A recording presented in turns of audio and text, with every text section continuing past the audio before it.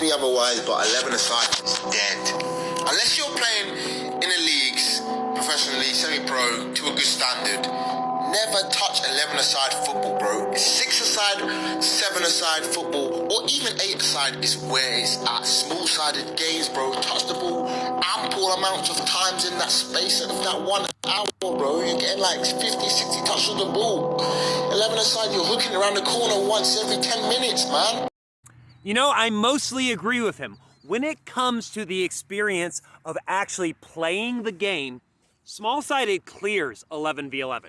Now, I'm not going to go as far as him and say that unless you're playing pro or semi-pro, don't touch 11v11, because here's the thing. If you want to play 11v11, that's fine. However, small-sided is both more fun, and I also think it's more challenging and more difficult. And here's why. It's significantly more fun because you get more touches. You're constantly involved in the game. You don't have these periods of time where the ball's on the opposite side of the field and you're not really involved like you do in 11-a-side. In small-sided games, every player has to play. Positions are fluid. You have to play offensively and defensively. You can't just either stay up or stay back. You have to do both. And that is so much more challenging. You also can't hide. In a small-sided game, if your team has a weaker player, everyone notices it. You have to be able to play.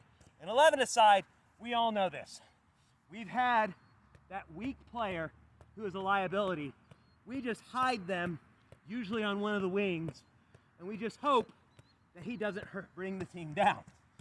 And the thing is, I also think small-sided, especially 5v5 or 7v7, is actually more technical than an 11-a-side game. The 11-a-side game becomes more tactical because you have positions, formations. In 5v5 or 7v7, the positions and formations are incredibly simple and they're also incredibly fluid, which gives the power back to the players away from the coaches and the tactical board.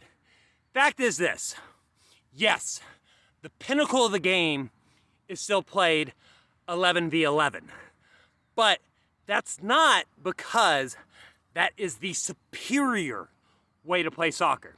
It's more of a historical happenstance that before the laws of the game were written, teams were being played like 30 versus 30, and they had to cut it down.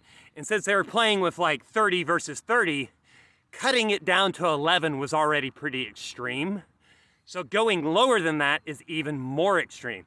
But now we've had over a century or more of 11-a-side soccer being the pinnacle of world soccer.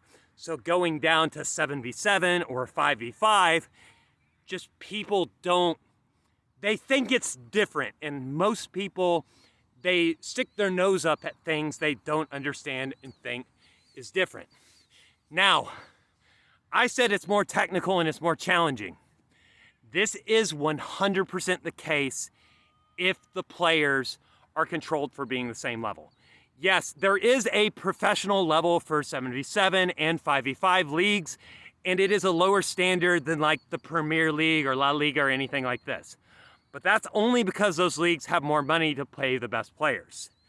If we got the very best players in the Premier League, La Liga, Serie A, Bundesliga, and we got them playing 7v7, it would be ridiculous. You would see so much more tech, you would see so much more creativity, and you would see these individual talents shine in a way they simply cannot do in the 11v11 game. I actually think it might be more fun to watch on TV as well, but it's definitely more fun to play. Let me know what you guys think in the comments.